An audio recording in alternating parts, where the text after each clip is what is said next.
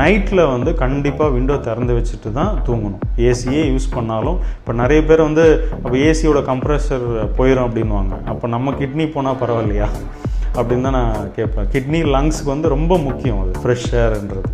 So அதனால் கொஞ்சமாவது open பண்ணி வச்சுட்டு தூங்கணும். அப்போ தான் சாப்பிட்ருப்பாங்க, உடனே அப்படியே படுத்துருவாங்க, தண்ணியும் குடிக்க மாட்டாங்க, ப்ளஸ் ஏசி ரூமில் இருப்பாங்க. ஸோ இப்போ என்ன ஆகுது அப்படின்னா உடம்புக்குள்ளே இருக்கிற மாய்ஸ்சர் எல்லாம் அது சக் பண்ணிடும்.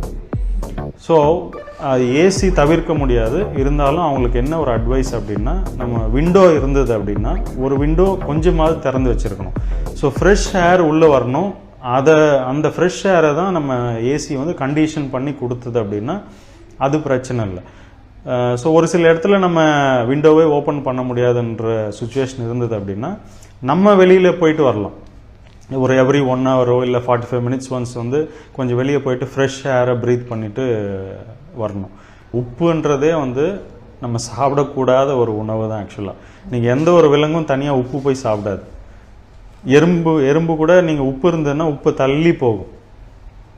ஸோ உப்புன்றது இயற்கையாக இப்போ தேங்காயில் இல்லை கீரையில் அந்த ஃப்ரெஷ் வெஜிடபிள்ஸில் சமைக்காத உணவு அத்தனையிலையுமே உப்பு இருக்குது.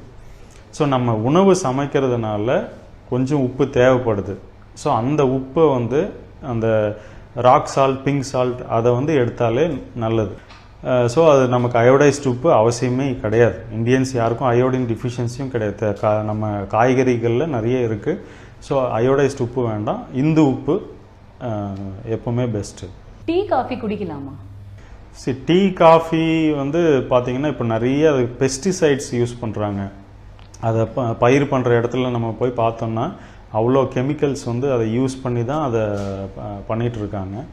ஸோ அதனால் பெஸ்ட்டு அவாய்ட் பண்ணுறது நல்லது. அந்த டீ ஜென்ரலாக ஆர்கானிக்காக இருந்தால் அது நல்லது தான். பட் அது பாலோட மிக்ஸ் ஆகக்கூடாது. டீ வந்து பார்த்திங்கன்னா டீயில் வந்து ஆன்டி ஆக்சிடென்ட்ஸ் அதிகமாக இருக்குது. பட் அந்த ஆன்டி ஆக்சிடென்ட்டு பாலோட மிக்ஸ் ஆகக்கூடாது. சார் ரெண்டும் மிக்ஸ் ஆகும்போது அது விஷத்தன்மை வந்து கிடைக்கும் அதுக்கு.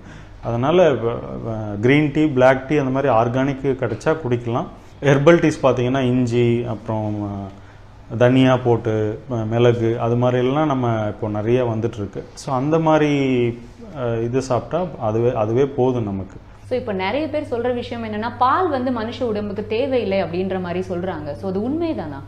பால்ன்றது பார்த்தீங்க அப்படின்னா அந்தந்த விலங்கோட குட்டிங்களுக்காக அந்த தாய்ப்பால் வந்து சுரக்குது. ஸோ இப்போ மனுஷனுக்கும் மாடுக்கும் என்ன சம்மந்தம் இருக்குது? நீங்கள் மாடோட லைஃப் சைக்கிள் பாருங்கள், 20 years தான்.